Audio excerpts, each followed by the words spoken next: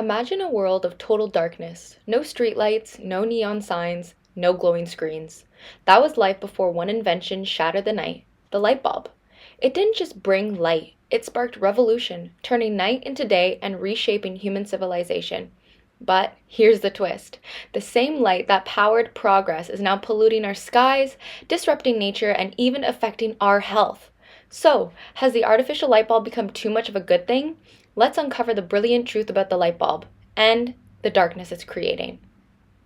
So, what is light pollution? It's the excessive, misdirected, or intrusive artificial light that brightens the night sky, disrupting ecosystems, obscuring our view of the stars, and wasting energy.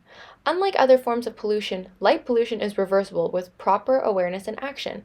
There are several types of light pollution to exist, including glare, which is a disruptive light that shines horizontally, light trespass, the unwanted shining light onto nearby areas, and finally, sky glow, a halo over inhabited areas caused by the scattering of light particles.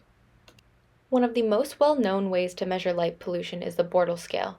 The Bortle scale is a 9-level classification system that measures the brightness of the night sky and the extent of light pollution in a given area.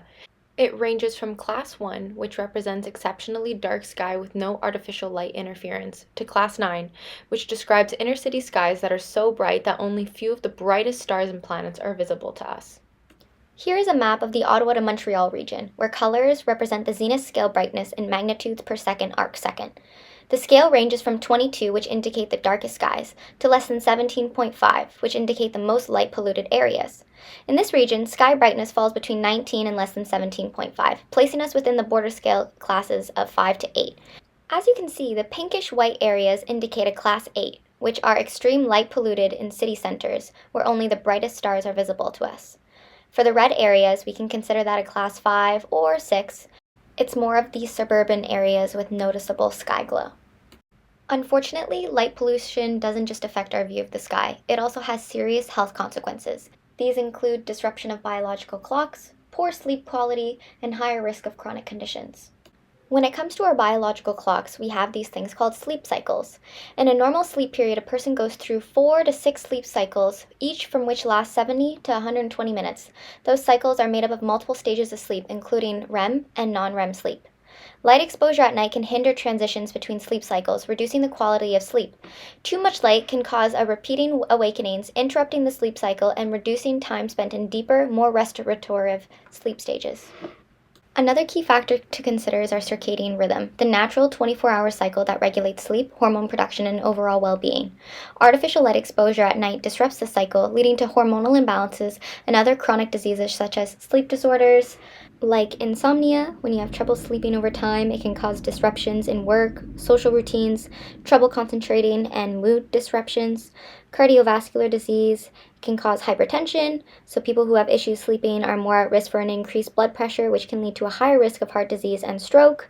And other issues include mental health. Unfortunately, sleep deprivation has been known to be linked to an increased risk of anxiety, depression, and risk-taking behavior. Other health implications include melatonin suppression, increased risk of seasonal affective disorder, and slower healing and weakened immunity. For melatonin suppression, the pineal gland releases this hormone that regulates sleep based on signals from the suprachiasmatic nucleus in the brain. When it gets dark, the retina detects low-level lights and signals to the suprachiasmatic nucleus to trigger melatonin production, helping us feel sleepy. However, light pollution, especially blue light from LEDs and screens, disrupt this process by tricking the brain into thinking it's still daytime. This suppresses melatonin, leading to sleep disturbances, weakened immunity, mood disorders, etc., etc. Moving on to seasonal affective disorder, or better known as SAD, is a type of depression that occurs in the fall and winter due to reduced sunlight. Light pollution worsens SAD by disrupting the circadian rhythm and melatonin production, making it hard to regulate mood and energy. Artificial light at night further disrupts sleep, intensifying symptoms like fatigue and low mood. Bright light therapy in the morning helps reset the biological clock and alleviate these symptoms. Believe it or not, we contribute to this issue far often than we realize, including street lamps and poorly designed infrastructures, leaving lights on when unnecessary, outdoor decorative lighting such as holiday lights, garden lamps, etc. Other factors include billboards and advertising displays, so bright illuminated signs that contribute to sky glow and disrupting nocturnal environments, excessive screen use such as phones, TVs, anything that emits blue light, and vehicle headlights especially. These high-intensity headlights create glare, adding to the overall brightness of urban areas and disrupting wildlife as well. Industries and typical workplaces also contribute to this, including airports and seaports, so runway lights and port floodlights that operate all night, increasing artificial sky brightness, road and highway lighting, greenhouses and agricultural lighting, so some farms and greenhouses use artificial lighting to help grow their plants, but this creates a visible glow over rural areas. Sports stadiums are a massive contributor. Mining and extraction sites, that might not be an obvious one, but it is.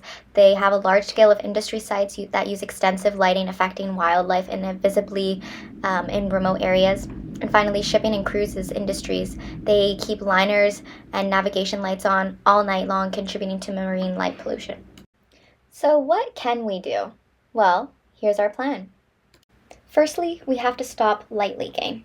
When lighting is necessary, it should be completely enclosed on the top and sides to prevent unnecessary light from escaping into the surroundings. It must also be aimed directly downwards, as even the most energy-efficient bulbs are ineffective if they emit light upwards where it isn't needed. For the next thing, we have to think warm when choosing our outdoor lighting. Cool white lights with high blue content harm human health, wildlife, and even the night sky. Instead, opt for warmer bulbs with a color temperature of 2700 Kelvin or lower, which emit a softer red tone glow. Thirdly, use timers to control lighting. Timing is key for outdoor lighting. Swap dusk to dawn sensors for motion sensors or even timer sensors to use light only when needed. A driveway sensor activates light as you arrive, while timers control lighting efficiently.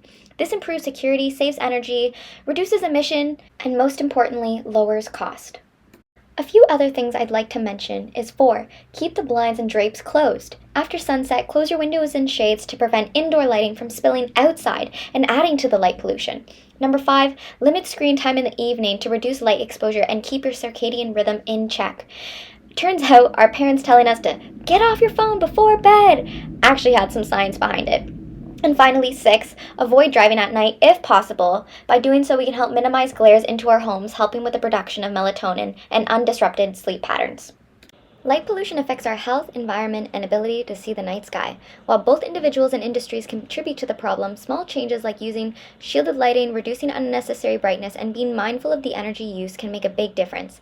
Together, we can take steps to restore the beauty of our night sky.